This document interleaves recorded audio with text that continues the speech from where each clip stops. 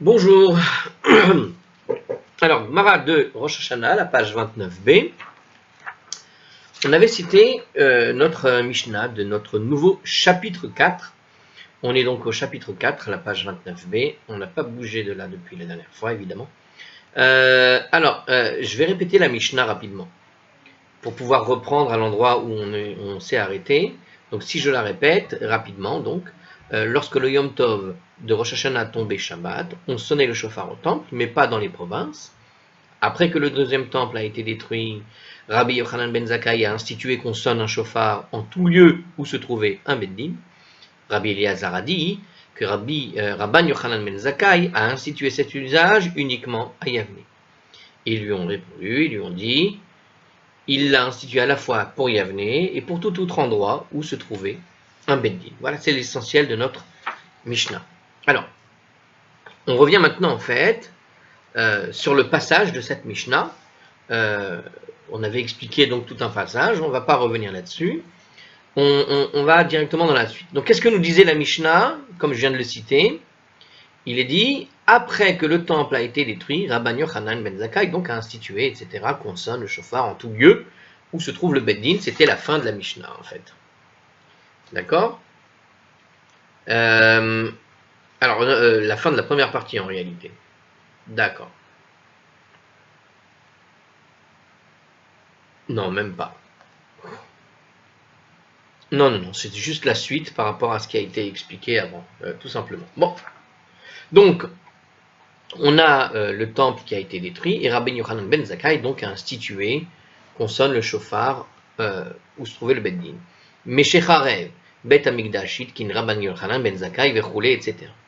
Alors, la Gemara va nous donner une braïta qui va nous raconter en fait un peu l'histoire qui s'est déroulée à propos de Rabbi Yochanan ben Zakkai. J'aime bien ce genre d'histoire en fait. Apparemment, on va raconter un petit midrash sympathique. Alors, on va voir. Tanu Rabbanan, les sages ont enseigné dans une braïta. Rosh Hashanah liyot beshabbat.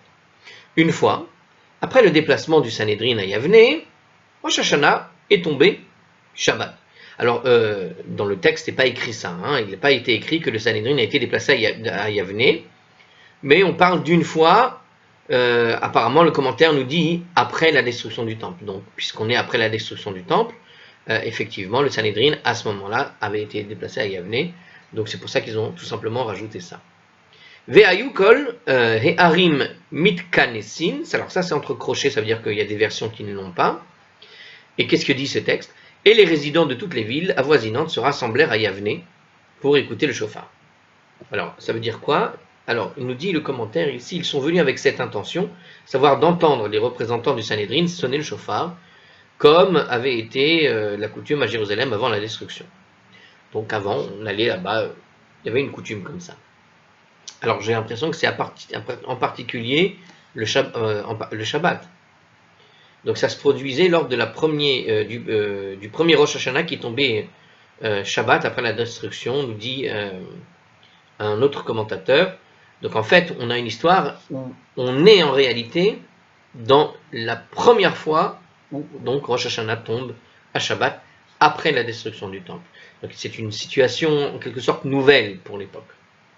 Amar lahem Rabban Yochanan ben Zakkai livne Betera. Rabban Yochanan ben Zakkai a dit au fils de Betera, alors, Nitka, sonnons. Alors une seconde, qui c'est les fils de Betera? Qui étaient des sages importants de cette génération. Alors, c'est une sorte d'expression apparemment qui voudrait dire les sages, les grands sages de l'époque. Donc, ok. Alors, je ne sais pas si c'est le nom d'une ville, le nom d'un personnage particulier. Rashi nous dit juste que ce sont les grands sages de la génération après Rabban Yochanan ben Zakkai, ça veut dire ceux que Rabban Yochanan en quelque sorte avait formés, on pourrait dire. Alors Rabban Yochanan donc a dit à ses fils de Bétéira, sonnons le shofar. Amroulo, ils répondirent, Nadoun, que l'on décide. Sous-entendu, nous dit le commentateur, est-ce que c'est convenable de sonner ou pas? Donc à Shabbat en particulier. ici, nous dit le commentaire, il nous dit la chose suivante, le décret interdisant le chauffard devrait peut-être à présent s'appliquer même là où siège le Sanhédrin. Donc pour Rashi, c'est cette réflexion des Bnei Beteira, d'accord, de cette nouvelle génération en fait de rabbins qui sont venus après Rabbi Yochanan ben Zakkai, donc la génération qui va en quelque sorte construire, j'ai envie de dire, le judaïsme d'après la destruction du temple, après la destruction du temple, en fait se poser la question si est-ce qu'on doit, oui ou non, sonner encore le chauffard le Shabbat, même avec un Sanhédrin. Bon, donc ça c'est Rashi qui parle. Alors, ayant été exilé de Jérusalem, le Sanhédrin était peut-être plus suffisamment influent pour empêcher une violation du Shabbat. Ainsi, alors que jusqu'à présent on avait toujours sonné du chauffard quelque part, même le Shabbat, ceci n'était peut-être plus possible.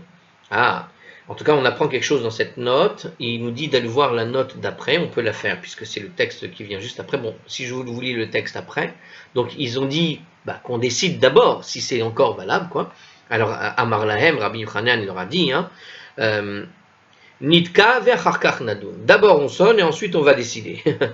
On va décider en gros si dans le futur on doit continuer. Alors pourquoi? Alors le Beth Din de Yavne avait en fait la capacité d'empêcher la violation du Shabbat et ainsi il y avait certainement lieu de permettre le chauffard, nous dit le commentaire, et donc d'accomplir la mitzvah de la Torah, même cette année-là.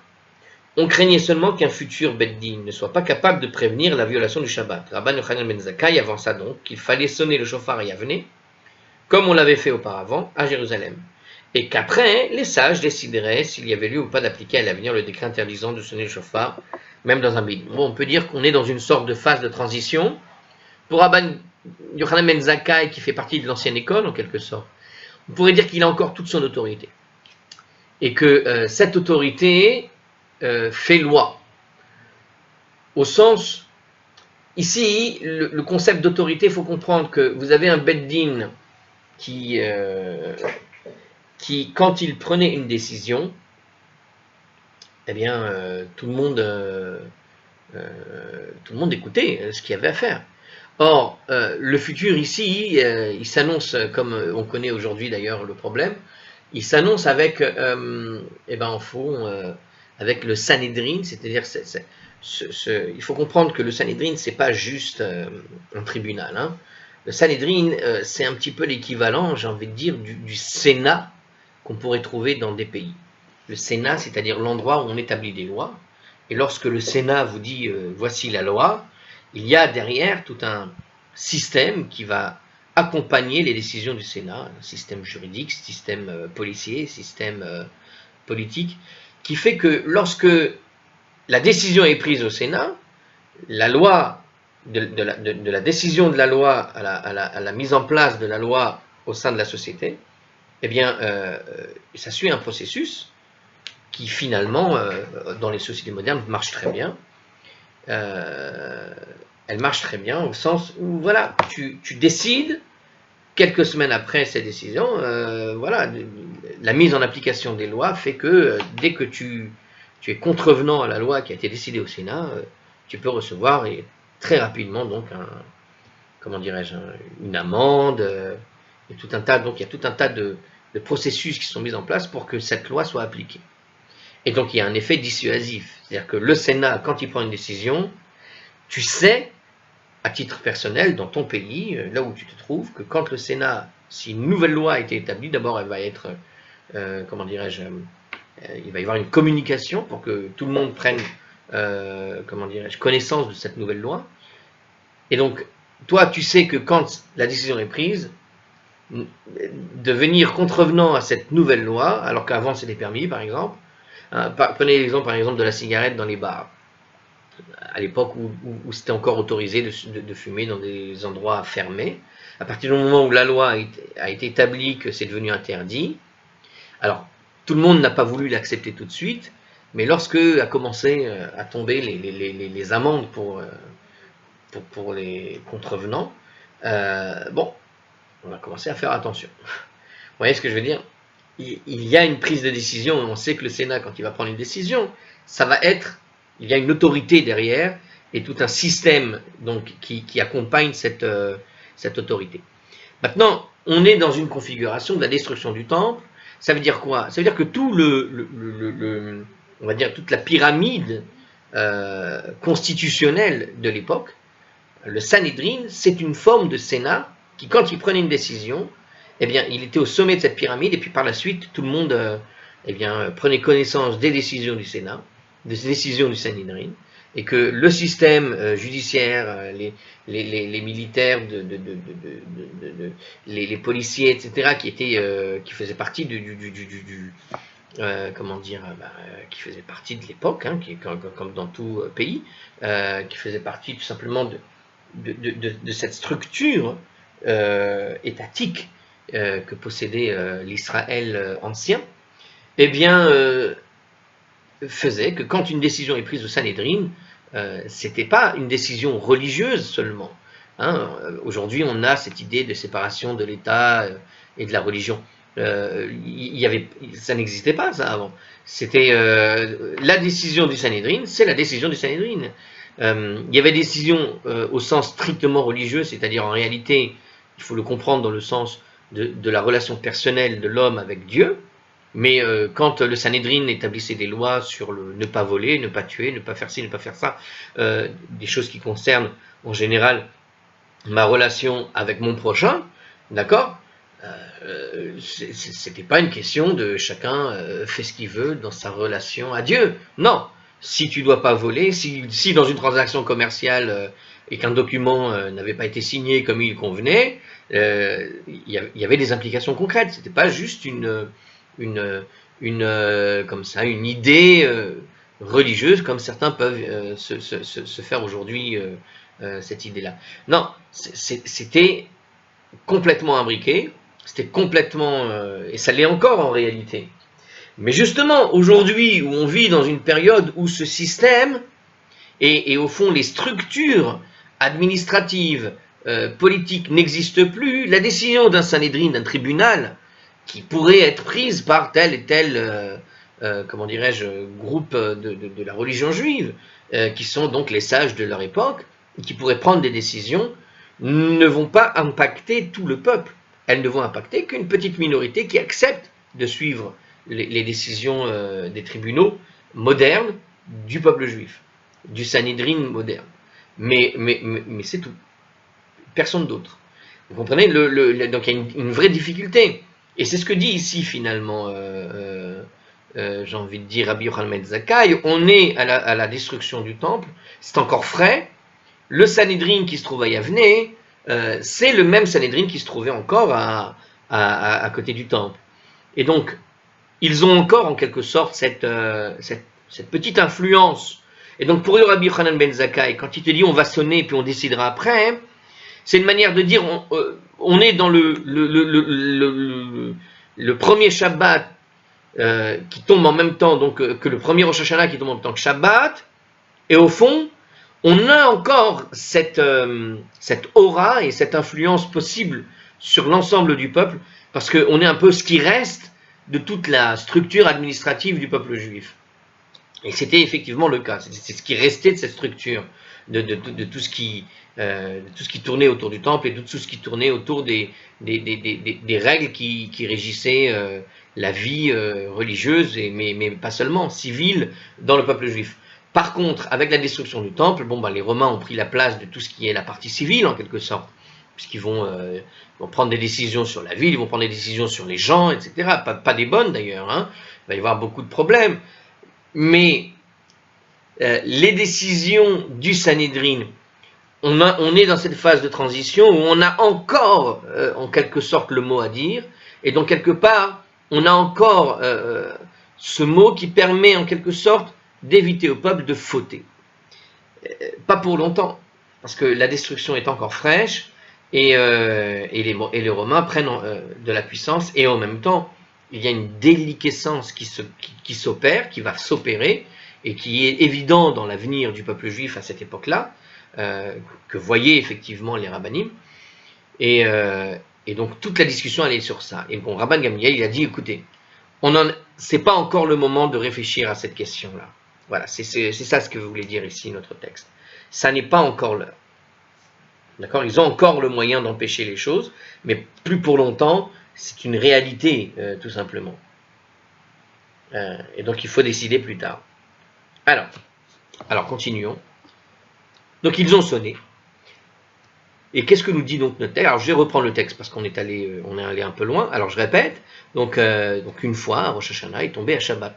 Donc on est juste après la destruction du temple. C'est le Sanhédrin qui a été déplacé à Yavne. Et voilà que les résidents de toutes les villes se sont rassemblés à Yavne pour aller écouter le shofar. Rabban Yochanan ben Zakkai a dit aux fils de Béthéra, allez, sonnons le shofar. Alors ils ont répondu, mais que l'on décide d'abord ce qu'on doit faire. C'est pas, on est donc à l'après-destruction du temple, il faut prendre des décisions pour l'avenir. Rabban Yochanan ben Zakkai leur a dit, sonnons d'abord et ensuite on décidera. Alors on continue maintenant ici. Les Achar Shetokoru, et après qu'ils eurent sonné, Amrou, Lo, les fils de Béthéra lui ont dit, donc c'est cette nouvelle génération de rabbins, Nadoun, décidons maintenant si l'usage doit continuer. Amar Lahem, il leur dit, Gvar Nishmea Keren Beyavne, la corne a déjà été entendue pendant le Shabbat à Yavne, Ve'en Meshivin le Achar Maase, et il ne faut plus réfuter le Beddin une fois l'acte accompli. Donc il a dit comme ça, c'est intéressant ça aussi. Donc on ne peut pas dire aux gens c'est interdit alors qu'on vient de le sonner. Il est malin ce Rabban Gamliel. Donc il a dit sonnons, on va décider après, mais une fois qu'il a décidé, il a dit si jamais on décide de ne plus le sonner, c'est comme admettre qu'on s'était trompé. Et si tu réfutes le Beddin, déjà tu sais que le tribunal, comme j'ai dit, donc on est dans une situation délicate où les gens vont bientôt ne plus écouter ce qu'a à dire le Sénat de l'époque, puisqu'il a été démantelé par les Romains. Et bien qu'il se soit réuni à Yavne, si en plus tu rajoutes une sorte on va dire de contradiction, d'une sorte d'opposition interne au Sanhédrin même, tu vas montrer aux gens au fond que le Sénat il sait plus ce qu'il veut, quoi. En quelque sorte, que le Sanhédrin ne sait plus ce qu'il veut. Tu vas réfuter, tu risques comment dire, tu risques de dédaigner quand les gens vont entendre que finalement ils ont décidé alors que la chose a été faite à Yavne, qu'on a sonné à Yavne et que maintenant tu dis que c'est interdit. Tu vas donner tu vas apporter aux gens une mauvaise image du Sanhédrin. Tu vas leur faire croire qu'il y a un problème.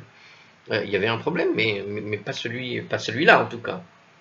Alors, il nous dit comme ça dans le commentaire, si nous interdisons à présent de sonner le shofar, le Shabbat, même dans un beddin, nous nous exposons au ridicule, parce que les gens vont dire que le shofar a été sonné par erreur. Il faut éviter une telle atteinte à la dignité du Sanhédrin, nous dit Rashi. Si un tribunal a émis une décision erronée, il est juste que le tribunal se rétracte. Par contre, dans notre cas, la décision initiale était correcte, et en décrétant à présent une interdiction, on créerait l'apparence d'une erreur. Il est donc préférable de conserver la loi en vigueur. Donc, il y a une sorte, voilà, c'est-à-dire qu'il y a une peur de délégitimation aux oreilles des gens qui vont entendre qu'on a finalement changé d'avis. Un tribunal qui prend une décision et la semaine d'après, il décide de faire l'opposé, ça donne, est-ce que ce tribunal, c'est ce qu'il fait comme décision? Est-ce qu'il a toute sa tête? On va croire que non. Donc il a dit c'est pas une bonne idée de changer maintenant. C'est-à-dire qu'il faut attendre en fait. Ainsi Rabban Gamliel ben Zakkai nous a dit ici dans le deuxième commentaire là-dessus, réussit à instituer l'usage de sonner le shofar le Shabbat au Beddin après la destruction. C'est comme ça qu'il a en quelque sorte négocié pour faire sonner le shofar avec les Beddin. Alors d'après le Tanakama de la Mishnah, nous dit le commentaire à la fin de tout ce passage, Rabban Yochanan ben Zakkai donc a institué une autorisation supérieure à celle qui existait déjà. Lorsque le temple existait, la mitzvah de la Torah, de sonner le shofar à Shabbat, ne se faisait que dans le temple. Lorsque le lieu du temple central fut abandonné, il fut déterminé que l'on ferait confiance au Sanhédrin, où qu'il soit, pour éviter la violation du Shabbat. Donc, il a voulu renforcer en quelque sorte tous les tribunaux locaux, en quelque sorte. En réalité, comme je disais, on est dans l'après-destruction du temple, et au fond, il vient de créer un système qui consiste finalement à créer des tribunaux locaux, à créer des tribunaux de diaspora. On est quasiment dans ce système, à savoir que, puisqu'on ne peut plus avoir un Sénat centralisé à côté du temple, qui prend des décisions pour tout l'ensemble du peuple juif, quelque part, il est en train, par cette décision simple du chauffard et de le faire et de l'autoriser à sonner pour des petits Sanhédrin, pour des petits tribunaux, qui ne sont pas donc des vrais Sanhédrin, mais des tribunaux simples, des Beddin, eh bien, il est en train de créer la notion de Beddin des villes éparpillées un peu partout dans le monde, pour que chaque Beddin, au fond, se renforce en tant qu'autorité suprême du groupe qu'ils vont représenter, qu'ils vont l'accompagner, ou là où ils vont se trouver. Et ça va permettre, en quelque sorte, de renforcer ces Beddin. Ça donne cette impression-là. En tout cas, c'est une des premières pierres qui a été établie pour arriver à ce résultat-là. D'accord? C'est une sorte on pourrait dire, c'est une sorte d'émiettement de l'autorité centrale en petites autorités partout, en quelque sorte. Puisque l'autorité centrale, oui, c'est clair qu'elle va être perdue, puisque à un moment donné ou à un autre, voilà, les Juifs vont être chassés d'Israël, et même Yavne va être obligé de se déplacer ailleurs. Donc il y a cet émiettement qui est mis en marche, mais c'est un émiettement où chaque miette, en quelque sorte, chaque Beddin, va conserver une autorité sur le groupe qu'il va représenter autour, enfin des gens qu'il va gérer en quelque sorte, et ça permet effectivement donc de dispatcher l'autorité partout dans le monde en quelque sorte, pour tous les juifs qui seraient en diaspora et qui commencent à aller en diaspora. Il y a un petit peu cette idée, hein, évidemment c'est une vision personnelle des choses, de ce que j'en comprends, mais je pense qu'on n'est pas loin. Donc je répète, la fin de ce commentaire, et je ne l'ai pas terminé, donc je répète ici quand même ce qu'il disait. Donc d'après le Tanakama de la Mishnah, Rabban Yochanan a institué une autorisation qui était donc supérieure à celle qui existait déjà. Lorsque le temple existait, on observait en fait la mitzvah de la Torah de sonner le shofar à Shabbat que dans le temple.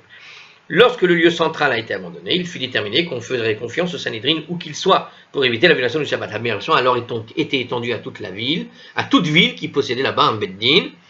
Alors, le Touré Even affirme que ce n'est pas le fait que le Beddin soit le garant absolu de l'observance du Shabbat qui fut la considération déterminante pour permettre de sonner le shofar, mais Rabban Yochanan ben Zakkai, alors, donc ici c'est pas, attention, oui, c'est-à-dire qu'il faut se rappeler qu'au départ, l'autorisation de sonner le Shabbat, c'est pour pouvoir garantir que personne ne transgresserait le Shabbat. Ce qui fait qu'aujourd'hui, tout le monde a interdit l'interdiction.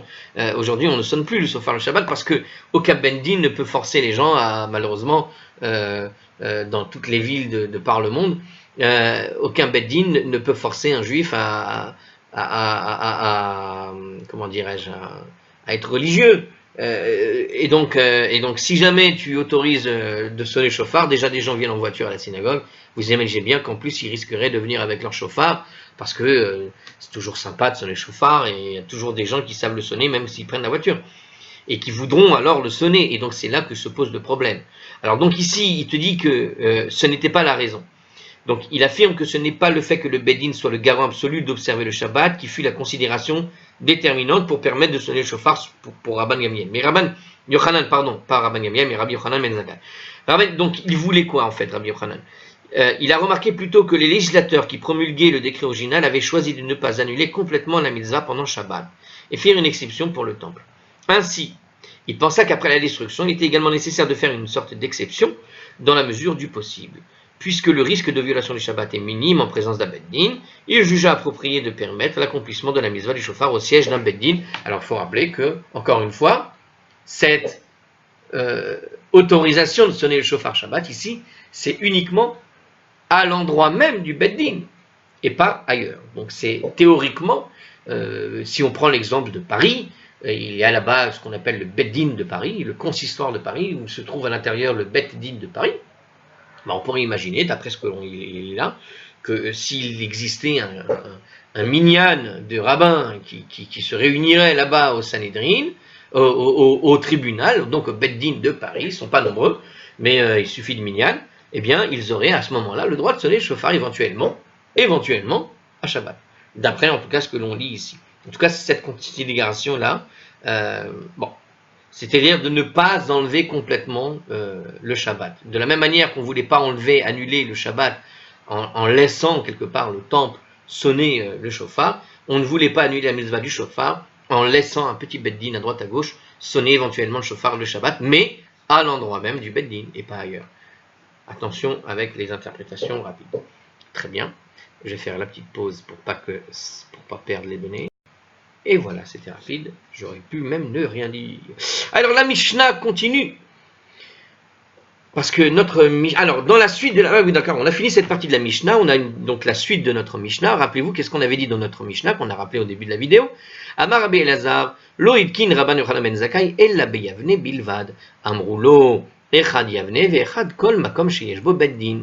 Rabbi Elazar a donc traduction, Rabbi Elazar a dit, Rabban Yochanan ben Zakkai a institué l'usage uniquement à Yavne. Ils lui ont dit, Rabbi Yochanan ben Zakkai a institué à la fois pour Yavne et pour tout autre lieu où se trouve le Beddin. Bon, ça correspond un peu à ce qu'on a dit presque avant, non non, c'est pas tout à fait ça.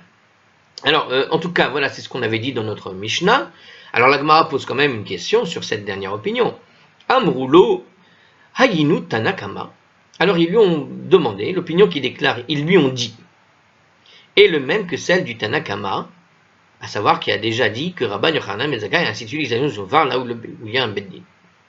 Donc en gros, si on relit la Mishnah rapidement, je l'ai déjà relu, on se rend compte qu'en fait, dans un premier temps, il a été dit que Rabbi Yochanan ben Zakkai a institué qu'on sonne le shofar en tout lieu où se trouve le Beddin, et puis un peu plus tard, il a été dit, ils lui ont répondu que il l'a institué à la fois à Yavne et dans tout autre lieu où se trouve le Beddin. Donc dans la même Mishnah, on répète deux fois que Rabbi Yochanan ben Zakkai l'a fait dans le même Beddin. Mais Rabbi Eliezer, il a entendu la première opinion. Dans notre Mishnah, c'est Rabbi Eliezer, donc, alors je répète le texte, Rabbi Eliezer a dit Rabban Yochanan ben Zakkai a institué cet usage uniquement à Yavne. Alors on lui a répondu, il l'a fait à la fois à Yavne et tout autre lieu où se trouve le Beddin. Mais le Tanakama vient de le dire qu'il avait dans tout le Beddin. Et puisqu'à Yavne, il y a un Beddin, est-ce qu'il y a besoin de préciser d'ailleurs que c'était à Yavne et tout autre lieu où se trouve le Beddin? Donc il n'y a pas besoin de préciser pourquoi est-ce qu'on répète en quelque sorte. Donc c'est ce que nous dit simplement la Gemara.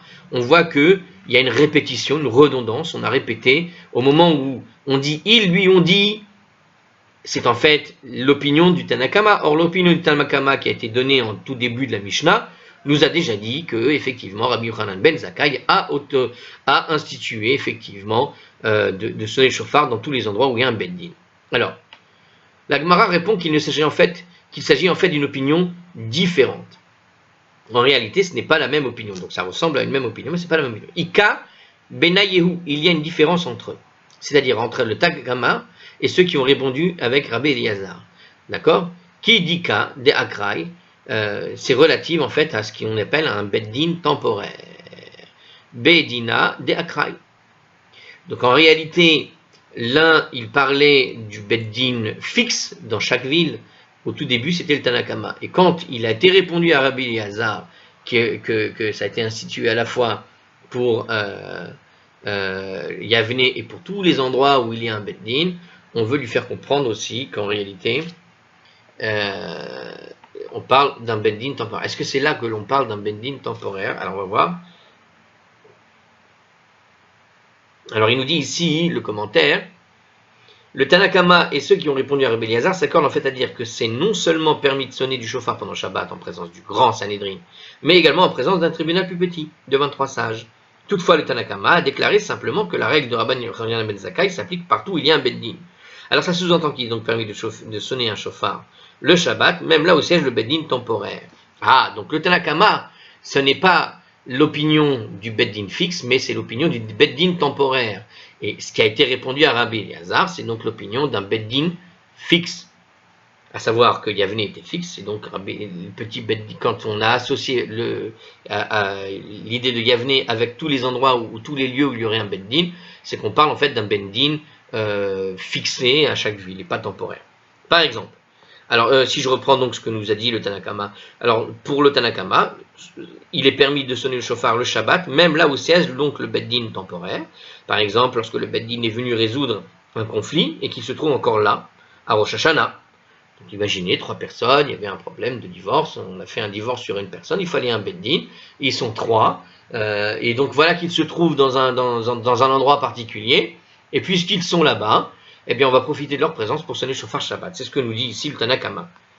Par contre, ceux qui ont répondu à Rabbi Eliezer, eux, ils pensaient que la règle avait été instituée pour Yavne, ainsi que pour tout autre lieu où le Beddin est en place, sous-entendu, que le Beddin doit être semblable à celui de Yavne, c'est-à-dire quelque chose qui est établi de manière permanente, au moins sur une trentaine d'années, vingtaine d'années, dizaine d'années, peu importe, enfin un endroit qui est censé rester longtemps. Donc quelque chose de permanent.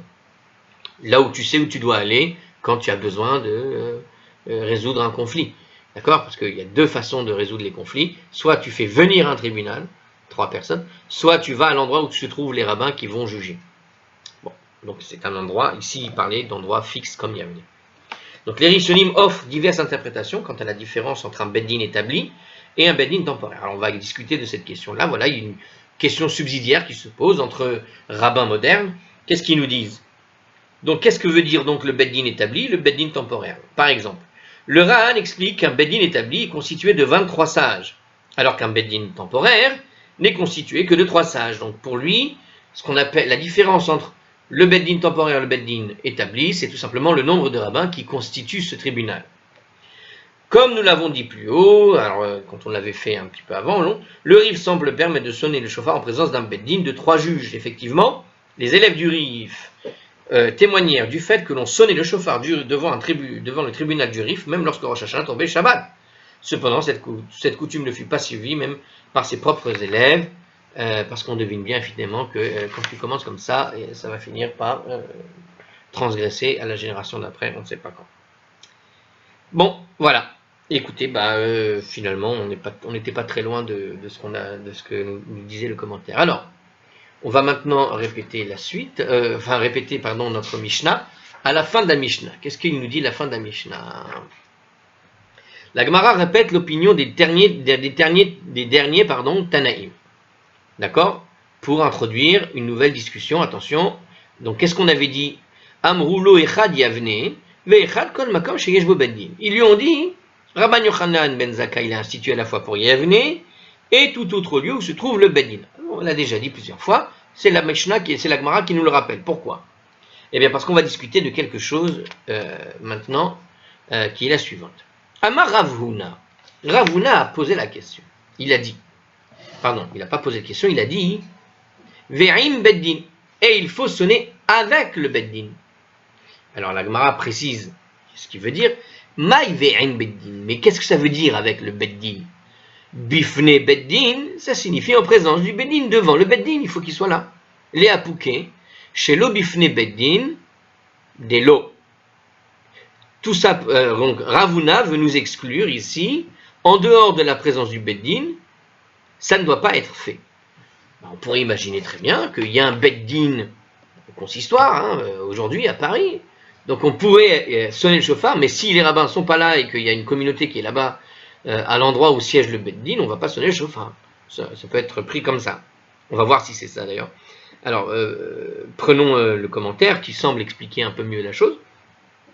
Même lorsqu'une ville possède un beddin qualifié, tel que les différentes opinions de la Mishnah le définissent, il n'est permis de sonner le shofar dans toute la ville, qu'en présence du beddin, afin que les sages puissent s'assurer qu'aucune violation du Shabbat n'a lieu. Le simple fait qu'il existe un beddin dans une ville ne suffit pas de prévenir la transgression du Shabbat. Ah, parce que ça sous-entendait qu'il pouvait sonner dans toute la ville depuis tout à l'heure? Je pensais que c'était uniquement à l'endroit du beddin, puisqu'on avait l'impression que c'était vraiment à l'endroit même, en présence des sages. C'est bon, j'avais cru comprendre ça dès le début. Alors, Ravuna ne fait allusion qu'aux endroits autres que Jérusalem. Quand le Sanhédrin siégeait à Jérusalem, il était permis de sonner le shofar dans toute la ville. Donc ici, d'accord, c'est la Mishnah qui le sous-entendait. Donc, a priori, on avait vu dans notre Mishnah que pour Jérusalem, c'était différent. Mais justement, à partir du moment où maintenant, le tribunal n'est plus à Jérusalem, tu ne peux le sonner que dans l'endroit même où se trouve le beddin, et non pas dans toute la ville par laquelle la ville dépend de ce beddin. D'accord? C'est-à-dire que c'est pas dans la ville où va se trouver le beddin qu'on doit sonner, mais c'est dans l'endroit où se trouve le beddin, c'est-à-dire en présence de ceux qui font le beddin, en quelque sorte. C'est-à-dire au moins minimum les 3 rabbins, ou les 23, selon une autre opinion qu'on avait expliquée tout à l'heure, dans les commentaires. Alors l'affirmation de Ravuna est contestée. Mativ Rava. Rava a contesté ce qu'il dit. Donc l'opinion de l'opinion de Ravuna, c'est tout simplement, il faut sonner devant ceux qui sont le Beddin. S'ils ne sont pas là, on ne sonne pas. D'accord? Contrairement à ce qui se passait à Jérusalem. Alors, on va voir ici maintenant. Justement, Rava conteste et il dit, mais une minute. Ve'odzot haïta Yerushalayim yetera al Yavne. Et à cet égard-là également, Jérusalem était supérieure à Yavne, etc. Ma ve'odzot. Pourquoi il y a écrit à cet égard-là? Quel est le sens de à cet égard également? Même ça. Et encore ça, si on traduit correctement. Maï ve'odzot. Mais qu'est-ce que veut dire? Et encore ça, Jérusalem était supérieur à Yavne. Il est ma katane. Si tu dis que le sens de l'âme est comme la Mishnah l'enseigne, c'est-à-dire Zot mi ba'ile. Alors, qu'est-ce que ça veut dire par la suite? Attendez, commentaire. C'est-à-dire qu'à Jérusalem, il était permis de sonner même dans les banlieues, tandis qu'à Yavne, c'était interdit. Donc à l'époque, on pouvait sonner même dans les banlieues de Jérusalem. Donc quand on te dit Verot Zot, et encore ça, Jérusalem était supérieur à Yavne puisqu'on pouvait sonner partout ailleurs dans Jérusalem et pas seulement au tribunal. Zot mi ba'ile, alors la Mishnah, donc quelle est la réflexion de Rava? Si tu dis que le sens, ça voudrait dire comme la Mishnah l'enseigne par la suite, à savoir que Jérusalem il était autorisé de sonner dans tout Jérusalem et pas seulement là-bas où il y avait le Beddin. Et donc c'est supérieur à Yavne où on ne devait sonner que à Yavne dans l'endroit du Beddin. Zot mi ba'ile, alors la Mishnah aurait dû simplement dire à cet égard. Ça voudrait dire Verod. D'accord? Il fallait simplement dire juste à cet égard. Mais Zot mi ba'ile. Alors c'est pas Verod, mais c'est Zot. Donc ici, Zot à cet égard, donc à ce sujet-là, mi ba'ile. La Mishnah n'aurait dû enseigner que Zot. C'est-à-dire, elle aurait dû enseigner à cet égard, Jérusalem était supérieure. Mais elle a rajouté une chose, nous dit le commentaire. En utilisant le terme également, Rod, la Mishnah sous-entend qu'elle a omis de mentionner certains aspects de la supériorité de Jérusalem. Donc il y a dans Jérusalem une supériorité particulière. Qu'est-ce qui fait la supériorité de Jérusalem? Zot, uniquement le chauffard. Non, les Zot Rod, il y a encore, et ça c'est encore un supplément dans la longue liste des choses qui fait que Jérusalem est supérieure à partout ailleurs. Et là, dit Birushalayim Tokarin Yechidin, mais plutôt tu pourrais dire que la Mishnah voulait faire allusion que Jérusalem, même les particuliers, étaient autorisés à sonner le chauffard pendant Shabbat. Ou Yavne, en Tokarin Yechidin, mais à Yavne, les particuliers ne devaient pas sonner. Et seuls ceux du Beddin ont sonné. Ou Yavne, en Tokarin Yechidin, mais est-il vrai que Yavne, les particuliers, ne devaient pas sonner? Veha ki ata Rav Yitzhak bar Yosef amar. Et pourtant, on a une histoire où lorsque Rav Yitzhak bar Yosef est venu en Babylonie, il a dit Ki mesayem shelicha de tzibura teki'a beyavne. Lorsque le représentant de la communauté a achevé de sonner le chauffard à Yavne, lo shama inish kal une mikal tekuaya dehidae. Un homme ne pouvait pas entendre un son par son oreille à cause du bruit, par le retentissement des chauffarots de tous les particuliers. Ça veut dire que tout le monde sonnait.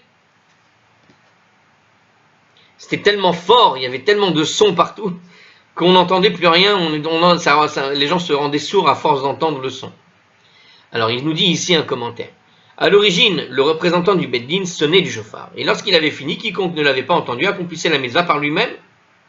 Donc, tant de personnes sonnaient avec leur propre chauffard que le bruit ainsi produit était assourdissant, nous constatons que les particuliers donc avaient le droit de sonner du chauffard Yavne. Par conséquent, la supériorité de Jérusalem doit concerner un autre domaine.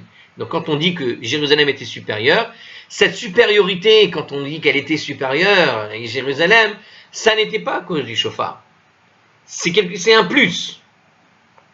Mais la réalité de la supériorité de Jérusalem, elle venait d'ailleurs. Elle ne venait pas du fait qu'on sonnait le chauffard par rapport à Yavne. Donc, en fait, on s'envenait, même ailleurs, à Shabbat. Et là, plutôt, n'est-il pas évident que la Mishnah voulait faire allusion quoi? Des Birushalayim tokarin ben zeman beddin ou ben shelo bezman beddin, mais qu'à Jérusalem, il était en fait autorisé de sonner soit au moment de la session du beddin, soit en dehors du moment de la session du beddin. Le beddin, nous dit le commentateur, Rashi ici, siégeait également le matin et la session se prolongeait jusqu'à midi. Voilà. Donc il y avait une session du Beddin, même à Shabbat, ça me paraît bizarre quand même. Uviavne Bisman Beddin, En Shelo Bisman Beddin Lo. Tandis qu'à Yavne, au moment de la session du Beddin, ils étaient effectivement autorisés à sonner, mais en dehors du moment de la session du Beddin, ils n'avaient pas le droit de sonner. Donc c'est une question. Est-ce qu'à Jérusalem, donc, est-ce qu'il n'est pas évident que la Mishnah donc fait cette allusion que à Jérusalem, ils étaient autorisés de sonner soit au moment de la session du Beddin, soit en dehors du moment de la session du Beddin, tandis qu'à Yavne, au moment de la session du Beddin, ils étaient effectivement autorisés à sonner, mais en dehors du moment, ils ne pouvaient plus sonner. Et ça voulait dire que tout le monde sonnait à la même heure, tout simplement, mais au moment où il y avait le Beddin qui était là. C'est-à-dire qu'une fois que les juges étaient rentrés chez eux, personne n'avait le droit de sonner du shofar, et on ne pouvait plus les sonner. Ha Bisman Beddin Miha, c'est un commentateur que je viens de dire qui était Rashi, à propos. Alors je répète la suite. Ha Bisman Beddin Miha Tokain. Ceci implique, mais au moins au moment de la session du Beddin, ils étaient autorisés à sonner du shofar à Yavne, partout donc. Vea Filou Shelo Bifne Beddin. Et même en dehors de la présence du Beddin. Donc a priori, on aurait pu imaginer que ce Rod, ça voudrait dire qu'ils étaient limités, mais en fait, ils ne sont pas limités. Et ils sonnaient même en dehors de la présence du Beddin. Alors en fait, à Jérusalem, il était permis de sonner du shofar dans toute la ville, puisqu'il était également permis de sonner dans les environs. On avait dit qu'on pouvait sonner le shofar, même si on ne pouvait voir la ville de loin, si vous vous rappelez de ce passage. Puisque la Mishnah dit qu'à Jérusalem était supérieur relativement à l'autorisation de sonner le shofar dans les banlieues de la ville, ainsi qu'à un autre égard qui n'est pas spécifié. Rava dit qu'il s'agit de la permission de sonner le shofar même en dehors du moment de la session du Beddin. Ça implique que Jérusalem et Yavne étaient en fait égales quant à l'autorisation de sonner du shofar dans le périmètre de la ville lorsque le Beddin siégeait. On peut supposer donc que la Mishnah n'a pas omis deux aspects de la supériorité de Jérusalem. Bon, c'est pas très bien saisi, mais l'idée, elle est là, à savoir qu'effectivement, pour Rava, on voit que la supériorité de Jérusalem, elle l'était uniquement par rapport à la session du Beddin. C'est-à-dire qu'en dehors de la session du Beddin, les gens sonnaient de toute façon, alors qu'ici, on voit que, quelque part, Yavne, on sonnait tous pendant la session du Beddin, c'est-à-dire à la même heure. Et au fond, ça prouve qu'on sonne partout dans Yavne. Donc, et on n'avait pas besoin nécessairement. Alors, est-ce que on le faisait en présence du Beddin? Alors, pas en présence même du Beddin, mais partout ailleurs, même s'il n'y avait pas le Beddin. Juste on le faisait à l'heure du Beddin.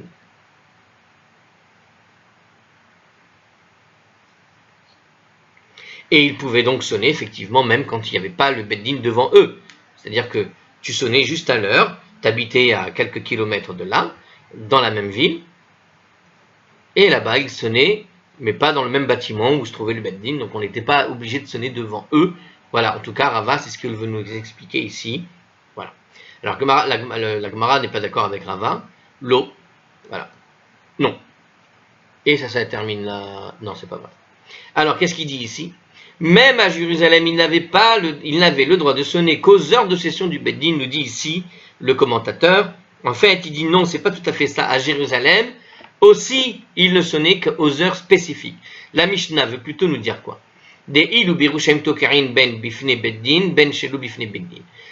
Alors qu'à Jérusalem, ils étaient autorisés à sonner le shofar en présence du Beddin et en dehors de la présence du Beddin, ou Yavne bifne Beddin, en shelo bifne Beddin lo. À Yavne, en fait, en présence du Beddin, il pouvait effectivement sonner, mais en dehors de la présence du Beddin, il ne devait pas sonner.